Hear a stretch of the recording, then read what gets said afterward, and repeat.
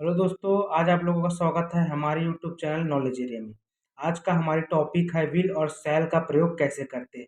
Will और शैल का प्रयोग फ्यूचर टेंस में बहुत ज़्यादा किया जाता है और फ्यूचर टेंस सीखने के लिए और उसमें वर्ड बनाने के लिए विल और शैल का प्रयोग जानना बहुत ज़रूरी है। ठीक है, तो इस वीडियो में हम विल और शैल का प्रयोग करना सीखते हैं। ठीक है, तो पहले जान लेते हैं विल और शैल का अर्थ क्या होता है। विल और शैल का अर्थ होता है गा गे गी। ठीक है, विल का प्रयोग देखते हैं पहले। तो विल का प्रयोग किनके साथ किया जाता है। विल का प्रयोग किया जाता है you he she it they name और बाकी सभी कर्ताओं के साथ विल का प्रयोग किया जाता है। दोहरा देता हूं, विल का प्रयोग you he she it they name आदि कर्ताओं के साथ विल का प्रयोग किया जाता है।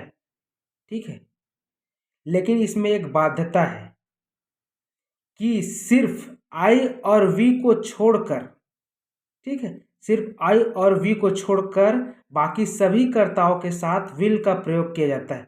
मतलब आप समझ रहे हैं कि आई और वी के साथ, मतलब आई और वी को छोड़कर, मतलब आई और वी में विल का प्रयोग नहीं होगा।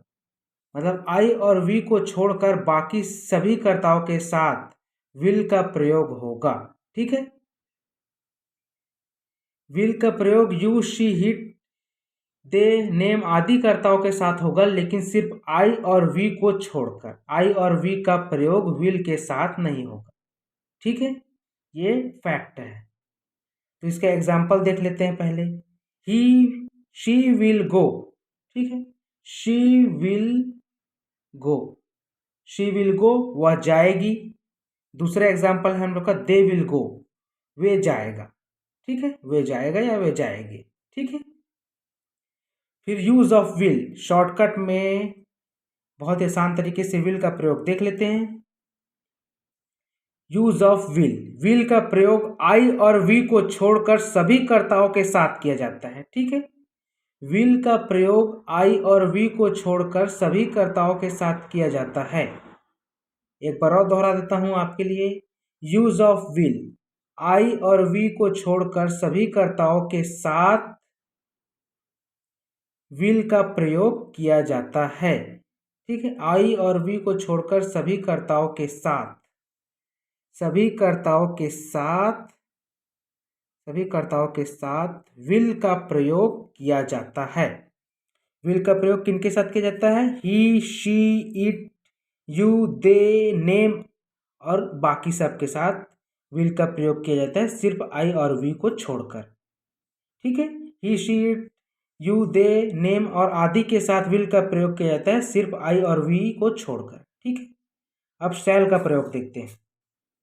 शैल का प्रयोग, शैल का प्रयोग आई और वी करता, मतलब जहां पर आई और वी करता हो वहीं पर शैल का प्रयोग किया जाता है।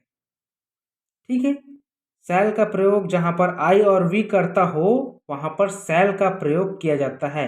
शैल का प्रयोग एक बार और बता देता हूं आपको, दोहरा देता हूं। शैल का प्रयोग आई और वी करता होने पर किया जाता है। ठीक है, शैल का प्रयोग आई और वी करता होने पर किया जाता है। एग्जाम्पल देख लेते हैं। पहला, आई शैल गो, मैं जाऊंगा। ठीक है, आई शैल गो, मैं जाऊंगा। ठीक है, वी शैल गो, हम जाएंगे। वी शैल गो, हम जाएंगे। ठीक है, use of shall, short form में यूज ऑफ शैल। ठीक है, तो शैल का यूज आई और वी करता होने पर किया जाता है। ठीक है, शैल का प्रयोग आई और वी करता होने पर किया जाता है, आई और वी के साथ, और बाकी सभी कर्ताओं के साथ विल का प्रयोग किया जाता है। ठीक है, अब इसमें एक फैक्ट है, एक और, वो पहला फैक्ट था, दूसरा फैक्ट है। ठीक है, ठीक, यदि काम आवश्यक हो या दृढ़ संकल्प कार्य हो, यदि काम आवश्यक हो या दृढ़ संकल्प कार्य हो तो आई और वी के साथ विल का प्रयोग होता है।